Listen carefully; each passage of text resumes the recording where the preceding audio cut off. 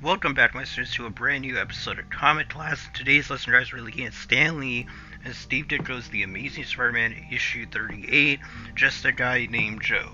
Now, this is the final issue that Steve Ditko made in his Stan Lee Steve Ditko run, so this marks the end of the Stan Lee Steve Ditko run, playlist.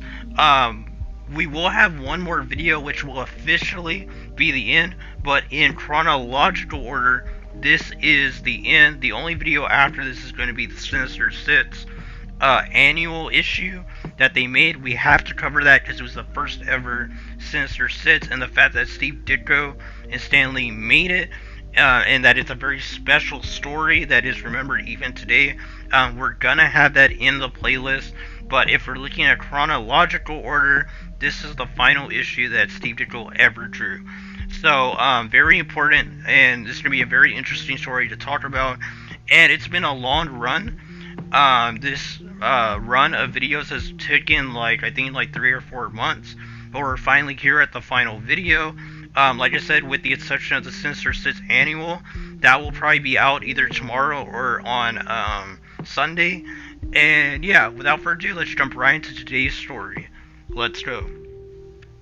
So this story basically starts off with a guy named Joe, as the title suggests, and he's basically a wannabe fighter. Basically, he's trying to be like a boxer or something like that. When that doesn't work out and he basically sucks at it, his manager basically gets him a job as an action actor's a stuntman. He gets to this science fiction suit and basically starts landing punches, and the director of the movie basically doesn't see anything great in Joe, just like everybody else, but he gives him the part anyway as the stuntman. Now, while he's doing some stunt work, an accident basically happens. Like in most of these Spider-Man stories, chemicals get mixed, giant explosion because of electricity. He basically gets electrocuted with these chemicals because of the chemicals mixing with electricity, like a live wire, and it basically causes him to basically pass out. When he wakes up, he realizes that his body feels different, and later on it'll get revealed what exactly happened to him. His manager basically takes him out of there, and he basically, the director even said he wanted to keep the scenes of Joe's performance. So that's good for Joe, and it will get revealed later on in the issue how important this part was. But Peter basically goes to Daily Bugle, and the new secretary, J. Jonah Jameson, basically tells him that she quits and that there's a reason why he can't keep a secretary. So Peter, as he had came to basically see why J. Jonah Jameson hasn't paid him for his last set of photos, basically is going to try escaping, and basically does escape successfully from J. Jonah Jameson, basically blaming it on him yet again that Betty Brant basically left because of him. When he walks into Ned Leeds, and Ned Leeds and him get into an argument about why exactly Betty didn't accept Ned Leeds' proposal to basically marry him, and they don't really like each other, as Ned basically finally confirms that he doesn't like Peter, and even tells Peter why Betty doesn't really mean anything to him. And of course Peter knows that's not true, even though he doesn't really show it like that, which is very true for the real world, that some people don't show their emotions on the outside that much. But J. Jonah Jameson basically tells him to use that energy of that anger, basically go get some pictures of Spider-Man, which is really funny. Now, Peter's basically walking, mad about the whole situation, kind of just wondering why Betty left, and, this whole situation with Ned Leeds, whenever a piece of rock basically almost hits him at super speed, but his spider sense basically catches it, he doesn't get hit by it. And he gets to Alpha when he realizes that this guy in this science fiction suit is basically doing massive damage to vehicles and stuff in the middle of the road. Peter uses his spider webbing basically to try to grab the guy, but just like a lot of superpowered foes, they're able to just break out of his webbing, which really shows that Peter 100% after the Stan Lee Steve Ditko run upgraded his webbing to be way more stronger, because later on when he fights stronger foes, sometimes his webbing can't hold them. So either he has to use more webbing on certain villains, or he actually upgraded his webbing to be able to handle stronger opponents, which would make a lot of sense for a character like Spider-Man, with Peter basically being like a genius that would be able to figure out how to make stronger webbing for stronger opponents. But basically the fight continues, and Peter basically gets defeated by this guy named Joe. And the manager basically grabs him and tells him that they need to go into hiding because he's making too big of a scene for himself. He doesn't want to get himself arrested, basically. So Peter basically walks into, as he's going to college, he walks to a protest that some students are having, and he doesn't really like the idea of all these people protesting about, anything they want. And it really shows Peter's character at this moment and what he believes and stuff like that, which is really interesting. Harry Osborn, Gwen Stacy, and Flash Thompson basically associate Peter with these crowd of protesters when they start noticing that he's not actually interacting with them, he's getting himself out of there. So it shows that they're kind of wrong about it, and I like little scenes like that show that they're kind of judging Peter without fully knowing him. And this will completely change, of course, in the next few issues, I'm guessing, with his relationship with these three. Now, because we do know they become friends eventually. Now, the manager basically talks to Joe and tells him that his body is changing and stuff like that. We even get to see that Norman Osborn's son, Harry Osborn, basically tries to make fun of Peter, basically telling everyone that he's trying to pretend he's a scientist like his father. Which tells us that Norman Osborn is actually a scientist himself.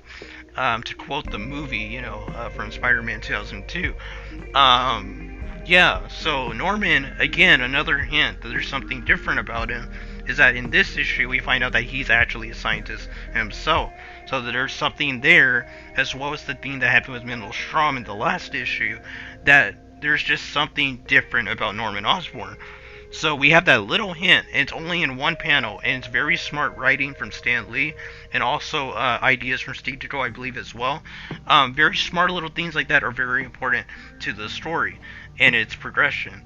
And they basically notice that Peter's basically going off on his own yet again, and he just doesn't feel right being here with all these other college kids, basically. So eventually Joe wakes up, and he goes into like a bit of a frenzy, and whatever chemicals were mixed with that electricity shock basically messed with his brain. And other people know this, as it will get revealed later on at the end of the issue.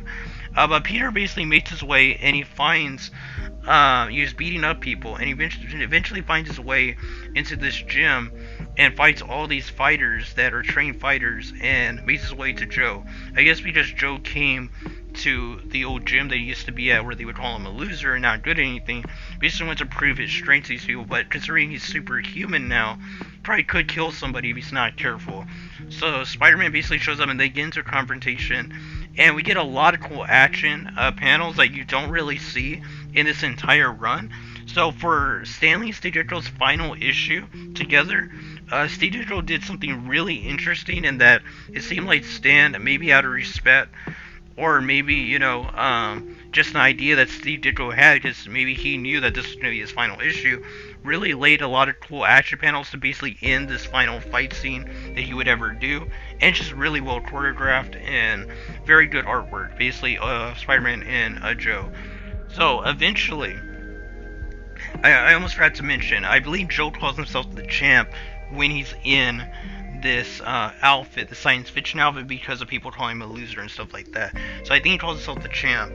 But so I didn't really mention him like that throughout the video, but yeah, that's something to keep in mind if you're reading this issue, that he does refer to himself as like an alter ego name.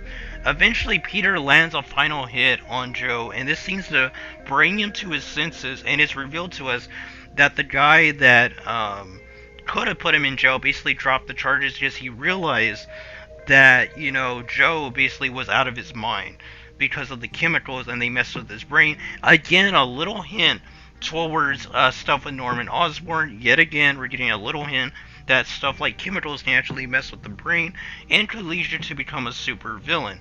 Not saying it's not in your control at all, but these little hints are very important for the future issues.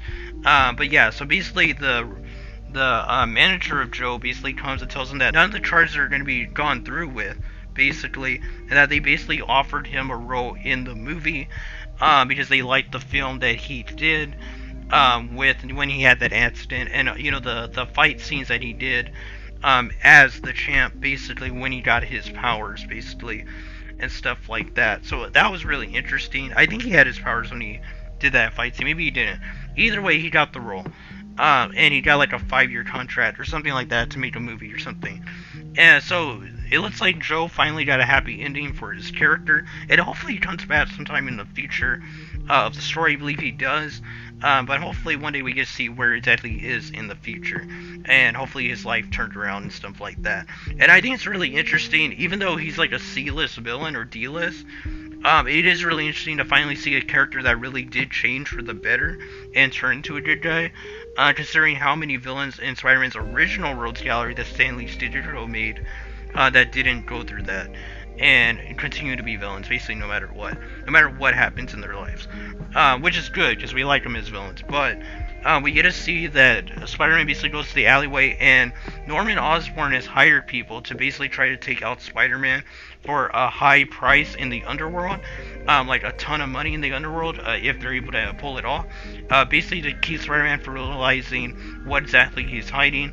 And yeah, so they basically all get destroyed and defeated by Spider-Man, and when he comes across a training dummy that looks like Ned Leeds, he basically punches it and says that he's jealous of him or mad at him because he's able to propose to Betty Brant, basically, and he can't because the shadow of Spider-Man is standing between him, and the shadow of Spider-Man isn't standing between basically Ned Leeds.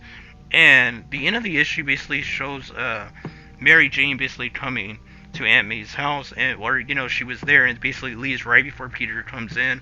And Peter comes in through the back door, so he doesn't see Mary Jane, and Aunt May basically takes him to the front and realizes that she's already driving off in the distance. And Peter basically goes to turn on the TV and have a cup of like coffee or something, or just like checking out the TV, and he sees that Joe basically got a 5-year movie deal or something, like 5-year contract deal. And he basically turns off the TV and goes up to his room to go to sleep, with Aunt May basically saying that the stuff on TV basically could give anybody nightmares, and that to Peter, that in his case that he only has nightmares when he's awake. And that's how the issue ends. Kind of a somber way to end, like a very dark way to end for the final issue of Steve Ditko, but it does seem fitting considering how Steve Ditko felt writing Spider-Man and not getting the credit that he probably deserved, that he does deserve. I guess, in my opinion, he does deserve that credit of being very important to Spider-Man's character and is the co-creator of Spider-Man. But I thought when I read that final panel, it's very weird that would be the final panel that Stan Lee and Steve Ditko did, that Steve Ditko would draw, is Peter's walking up the stairs saying something like that about having nightmares only when he's awake. But it's very dark, and it doesn't seem like something Steve Ditko would, want for the character, or, a statement to basically be made if he told Stan, to make that line or not. And yeah, that was The Amazing Spider-Man issue 38, Just a Guy Named Joe. That was the final issue that Steve Ditko ever drew on Spider-Man. It's kind of crazy that Steve Ditko never came back through all the years, because Steve Ditko lived about like 40, 50 years after this issue came out, and it's crazy that they never invited him back, or he never came back ever for any type of special occasion to draw Spider-Man again, even for like an anniversary issue or something like that, as like a collaboration or something like we're seeing with Mark Bagley in recent years when it comes to Nick Spencer's Spider-Man run. Especially he had Mark Bagley come and do some issues, which to me were always great to read, because Mark Bagley's an amazing Spider-Man artist, no pun intended. But yeah, overall, very good issue. Good way to end the run. Like I said, we have one more video in this run, which is going to basically cover the Sinister Six annual. That's going to be really fun to talk about, and it might be a longer video, just go through it at a slower pace and just really appreciate the work, and we might even talk about the impact and the work, either in that video or maybe in a separate video, just to respect Stan Lee Ditko's amazing, no pun intended, run on The Amazing Spider-Man. And yeah, I can't wait to jump into the John Romita Stan Lee era. I've never read that run before, so it should be really interesting to drop the videos on that run and just go through those stories with you guys. And it's been a great run of videos.